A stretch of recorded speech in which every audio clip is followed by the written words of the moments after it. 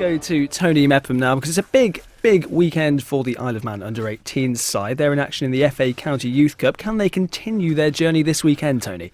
It's going to be a big ask, but I think they can. I think we've got something special here with this group of players, because when you sort of look at the CVs, even though they're under 18 and some are only 16, a lot of them have had connections with professional clubs. So to have that sort of quality of player in there really does help. And when you look at 2/3 of the squad at present are still available next season, then it bodes well. And they put in some sterling performances. They've given us heart attacks along the way, but we'll accept that. And tomorrow it's going to be nice to see Billy Kanyuk included in the squad. I don't know if he'll start, because he's been in great form for Peel and scoring plenty of goals. And if we can turn his club goals into goals for the Ireland team, then I can see the Ireland under-18s going through.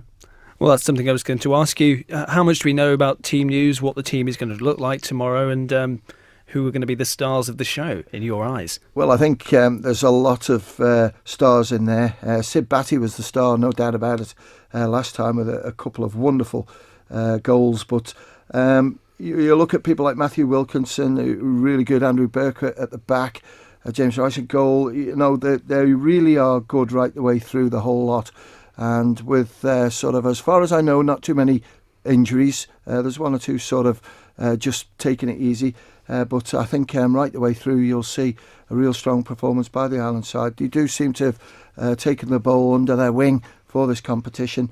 We don't know much about the opponents, we never do, and I think that sometimes can be good for the younger players who are playing in this game, because they're not having to worry about what might be coming. And I think Lewis Qualtro's done a great job with Paul Brighton, and I do wish them well, and I'm sure the Manx football fraternity as well want to see them win and go through to the semi-finals. It could have been a completely different story in the last round had Sid Batty not stepped up with that free kick. That should put them in good spirits heading into this match, though.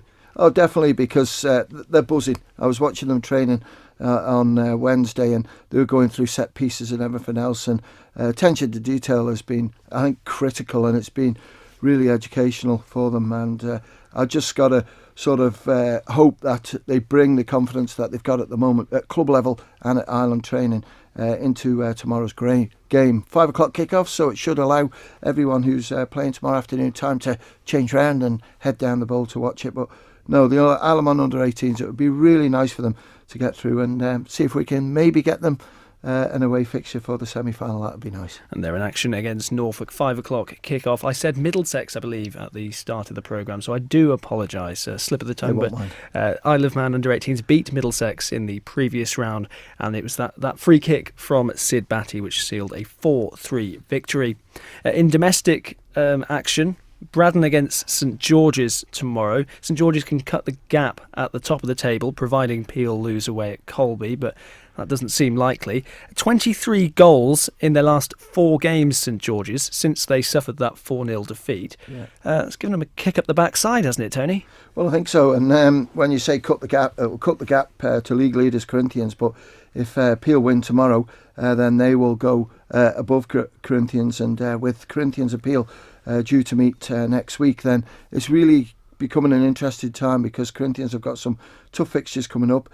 Colby, I watch them against Corinthians. They struggle. They do struggle to sort of score goals, but they give 110%. You can't ask any more. But as you say, Peel have been in great form, but there are a few players missing tomorrow. Lee Gale's away, I believe, skiing. Billy Kanyuk will be playing for the Junior Island at 5 o'clock. And there's one or two also, I believe, aren't available. So I think Peel still will win, but Colby will have a good go at them and see if they can get something out of it. Well, talking of people away skiing, Dave Christian's in the studio to talk rugby in just a second, and he'll be hopefully bringing us positive news that people are back home safe without injury from skiing in the rugby. Let's stick with Braddon versus St George's, though. Braddon, since their last point, which was a goalless draw, they've only scored 3 goals in 6 games. It's no surprise they're in the predicament they're in. They can't seem to find the back of the net. No, they can't. And when you look at the start of the season, they picked up some useful points and were flying high in mid-table. But since then, sort of just before Christmas and certainly after Christmas, the tough fixtures are coming in. I find it hard to score. So I don't know what the answer is. Certainly Will Smith will be looking to rally around the troops. St George's will know it's going to be a tight little pitch, a sticky little pitch. But I think St George's are finding some really good form at the moment. Injured players are coming back in, and I wouldn't be surprised to see maybe Chris Bass Jr. coming back very shortly. He's been struggling with a bit of an injury, but St George's are still, I think, in most people's eyes, the favourites to take this league, and Braddon know it's going to be a tough one. Well, St George's 3 games in hand. If they win all 3 of those games in hand, they'll go 3 points clear. But it is the most exciting season, I think, in recent times, given the fact you've got Corinthians and you've got Peel pushing at the top of the table. It's only going to take a blip from St George's, which they've already had this season. 2 results where they failed to register a win. I think there was that remarkable stat they haven't gone 3 games since 2010. Yeah.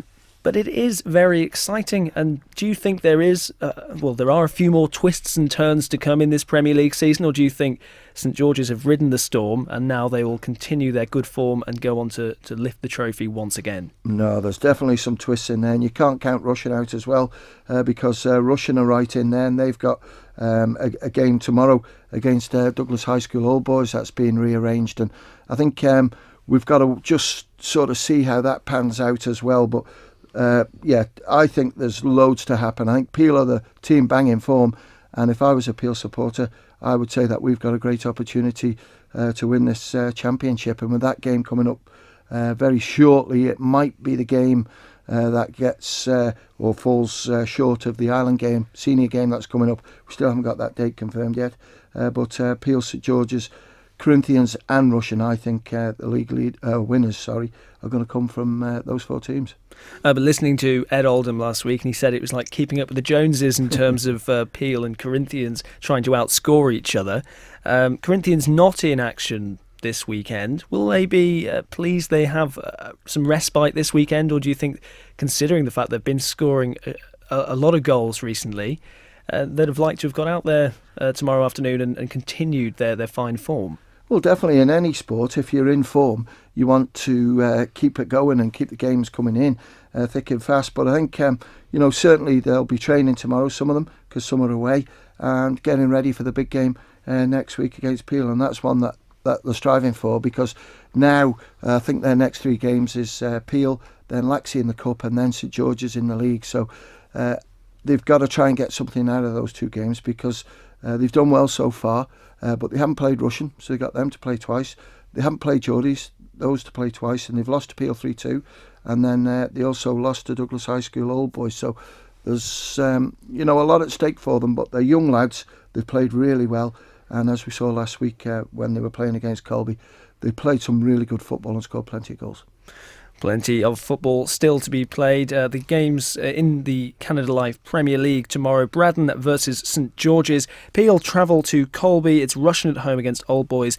And the 1:30 kick-off between St Mary's and Douglas Athletic. To keep up to date with all those scores, the best place to do that is right here on Manx Radio. Saturday Live tomorrow from 1 until 5. And then Ed Oldham has the classifieds from 5 o'clock, and that's when the Isle of Man under-18s are in action, and I'm sure you'll be at that one, Tony. Which game will which domestic game will you be at tomorrow? Domestic game, I'm going to do St Mary's and Douglas Athletic, and they're our guests tonight. Douglas Athletic are going to have a big say, I think, on the teams that are going to be relegated, but that kicks off at 1:30, and then there's a quick change around with the bowl to get the game ready for the under-18s for a 5 o'clock kickoff. And as you say, Douglas Athletic had a hard start to the season, but they seem to be heading in the right direction now. Tony Mepham, thanks very much for now. Don't go anywhere. We'll speak to you again after the news at 6 o'clock.